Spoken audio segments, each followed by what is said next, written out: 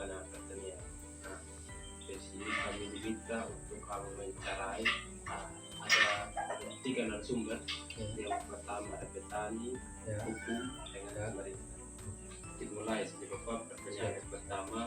Apakah Bapak itu tahu tidak tentang Undang-Undang Nomor 41 Tahun 2009? Jika Bapak tahu, bagaimana dari pemahamannya Bapak tentang undang-undang ini?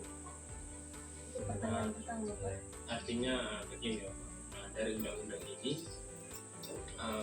bukan dari semuanya kebijakan apa yang Bapak terapkan selama ini dalam proses perlindungan lahan pertanian yang belum jika ada dan bisa berikan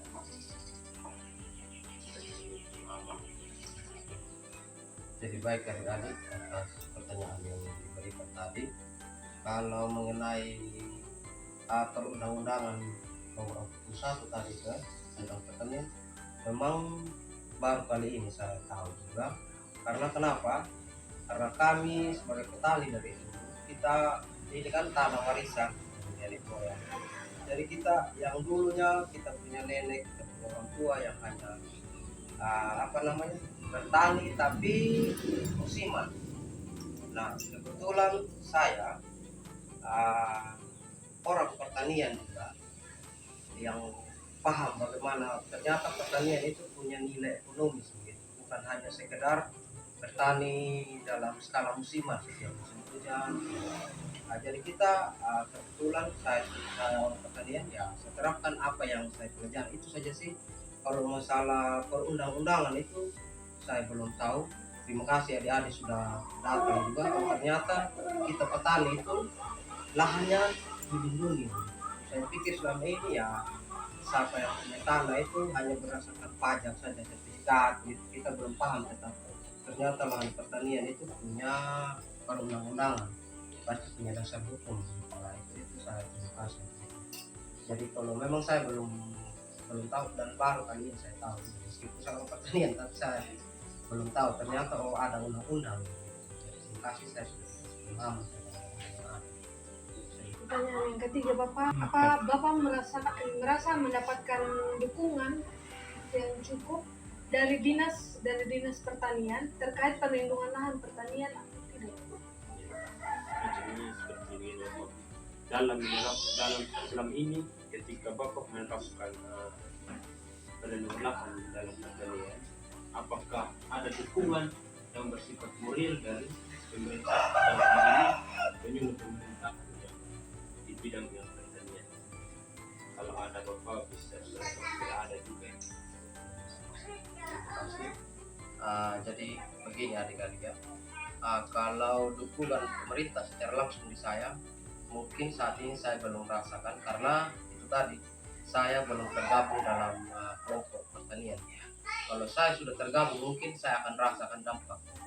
Mungkin itu tadi saya bisa dibeli pupuk dengan harga subsidi, bibit mungkin saya bisa didapat begitu dari kebun, dan terus juga mungkin dalam proses saya berbudidaya tanaman mungkin saya dapat kunjungan, dikasih pemahaman bagaimana saya mengatur pupuk, mengatur pestisida yang harus masuk atau kebutuhan air pada tanaman. Tapi sejauh ini sih belum. Saya juga doa semoga satu proposal yang saya masuk kemarin ya bisa diterima, dan itu tadi saya bisa dapat bimbingan lah dari dari pemerintah, terlebih dari PPN pertanian yang sudah ada saat ini. Kalau macam tadi langsung memang belum, tapi mungkin ada kebijakan yang saya sudah rasakan dari pemerintah sendiri. Selamat siang kakak, kami dari Produk Teknologi Angkatan Kedua. Kami ada tugas mengenai politik dan kebijakan di lahan pertanian. Nah, di dalam tugas itu kami diminta untuk wawancara, salah satunya sebagai dari pihak hukum, dalam hal ini yang mahasiswa hukum. Pertanyaan pertama, apakah kakak sudah tahu atau sudah pernah dengar mengenai Undang-Undang Nomor 41 tahun 2009 tentang perlindungan lahan. Jika kakak sudah tahu atau belum tahu atau sudah pernah dengar atau sangat tahu, kakak bisa jelaskan. Baik, terima kasih. Berbicara tentang atau menanyakan Undang-Undang Nomor 41 Tahun 2009, itu ada. Undang-Undang Nomor 41 Tahun 2009 tentang pelindungan lahan, pertanian pangan berkelanjutan atau LP2P, berisi beberapa hal. Kita jelaskan secara singkat saja ya. Yang pertama itu ada penetapan lahan pertanian pangan berkelanjutan. Yang kedua, penyusunan kawasan pertanian pangan berkelanjutan. Yang ketiga, pelindungan lahan pertanian pangan yang telah ditetapkan. Yang keempat, pembatasan alih fungsi lahan pertanian pangan berkelanjutan.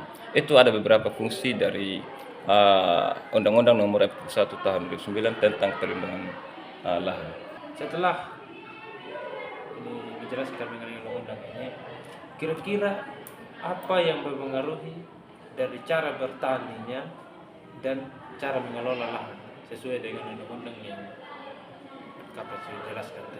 Baik, berarti dimaksud tahapan permasalahan dan tantangan yang dihadapi dalam pengolahan hasil pelindungan lahan. Oke, baik. Berbanyak tantangan.